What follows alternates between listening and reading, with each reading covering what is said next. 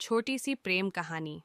Misunderstanding. Rahul और प्रिया की जोड़ी उनके दोस्तों के बीच मशहूर थी। दोनों एक दूसरे का बहुत ख्याल रखते थे, लेकिन प्यार के साथ कभी कभी तकरार भी होती है। एक दिन प्रिया ने देखा कि राहुल अपने फ़ोन में किसी से हंस हंस कर बात कर रहा था। उसने पूछा, किससे बात कर रहे हो? राहुल ने मुस्कुराते हुए कहा, अरे कुछ नहीं, बस एक दोस्त से बात कर रहा था। प्रिया को थोड़ा अजीब लगा, लेकिन उसने कुछ नहीं कहा। अगले दिन राहुल ने प्रिया को कॉल किया, लेकिन वह थोड़ी ठंडी आवाज में बात कर रही थी। क्या हुआ? तुम्हारा मूड ठीक नहीं लग रहा, राहुल ने पूछा। कुछ नहीं, प्रिया ने जवाब दिया।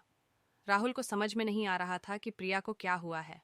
उसने कई बार पूछने की कोशिश की, लेकिन प्रिया ने सही से बात नहीं की। आखिरकार राहुल को गुस्सा आ गया और उसने कहा, अगर तुम मुझसे बात नहीं करना चाहती तो रहने दो। प्रिया भी गुस्से में आ गई और फोन काट दिया। दोनों के बीच कुछ दिन तक बात नहीं हुई। दोनों को एक दूसरे की कमी महसूस हो रही थी, लेकिन किसी ने पहल नहीं की। एक दिन राहुल ने प्रिया के घर के बाहर खड़े होकर उसे बुलाया। प्रिया, हमें बात करनी होगी। प्रिया ने खिड़की से देखा और नीचे आ गई। क्या बात करनी है? उसने रूखे अंदाज में पूछा। राहुल ने कहा, मुझे समझ नहीं आ रहा कि आखिर हुआ क्या है। अगर मैंने कुछ गलत किया है तो मुझसे कहो। प्रिया ने आखिरकार अपनी बात कही। तुम्हारी वो दोस्त कौन थी जिससे तुम फोन पर बात कर रहे थे? राहुल ठहाका मारकर हंस पड़ा। अरे, वो मेरी बहन की सहेली थी, जो उसके लिए सरप्राइज पार्टी प्लान कर रही थी। तुमने तो बिना पूछे ही नाराजगी पाल ली।